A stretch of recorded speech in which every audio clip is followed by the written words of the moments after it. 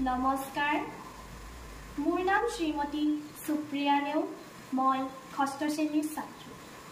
পোনপ্ৰথমে মই মোৰ শ্ৰদ্ধাৰ শিক্ষাগুৰুসকলৰ লগতে বিশ্বৰ প্ৰতিগৰাকী শিক্ষক শিক্ষয়িত্ৰীলৈ শিক্ষক দিৱসৰ আন্তৰিক শুভেচ্ছা জ্ঞাপন কৰি মই আজি শিক্ষক দিৱসৰ বিষয়ে দুআষাৰ ক'বলৈ লৈছোঁ আজি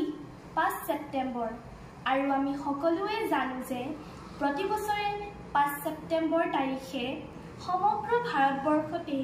শিক্ষক দিৱস হিচাপে পালন কৰা হয় এই দিনটো হ'ল শিক্ষকসকলৰ বাবে এটা গুৰুত্বপূৰ্ণ দিন 5 ছেপ্টেম্বৰ হ'ল ভাৰতৰ উপৰাষ্ট্ৰপতি তথা দ্বিতীয় ৰাষ্ট্ৰপতি ডক্টৰ সৰ্বপল্লী ৰাধাকৃষ্ণন দেৱৰ জন্মদিন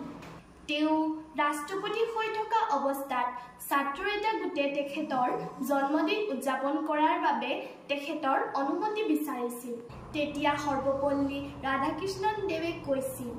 মোৰ জন্মদিনটো বেলেগকৈ পতাতকৈ এই দিনটো শিক্ষক দিৱস হিচাপে পালন কৰিলে মই গৌৰৱান্বিত হ'ম তেতিয়াৰ পৰাই এই 5 ছেপ্টেম্বৰ দিনটো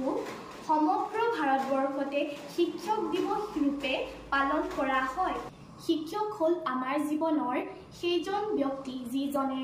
আমাক উৎসাহিত কৰে ভুলবোৰ আঙুলিয়াই দিয়ে আৰু সাহসী হ'বলৈ শিকায় শিক্ষকসকলক মোমবাতিৰ লগত তুলনা কৰা হৈছে যিয়ে নিজে জ্বলি আনক পোহৰ দিয়ে শিক্ষকসকল হ'ল জ্ঞানৰ ভাণ্ডাৰ স্বৰূপে যাৰ পৰা আমি জীৱনৰ পথত আগুৱাই যাবলৈ প্ৰয়োজনীয় সকলো জ্ঞান আহৰণ কৰিব পাৰোঁ গতিকে আমি সদায় আমাৰ শিক্ষাগুৰুসকলৰ কথা মানি চলা আৰু সন্মান কৰা উচিত জ্ঞানৰ সলিতা জনাই ছাত্ৰ ছাত্ৰী জীৱন পোহৰাই সামাজিক দায়িত্ববোধ নিকা চৰিত্ৰৰ ভাৱমূৰ্তিৰ জীৱনত আগুৱাবলৈ শিক্ষা প্ৰদান কৰাসমূহ শিক্ষাগুৰুলৈ পবিত্ৰ শিক্ষক দিৱসৰ শুভ ক্ষণত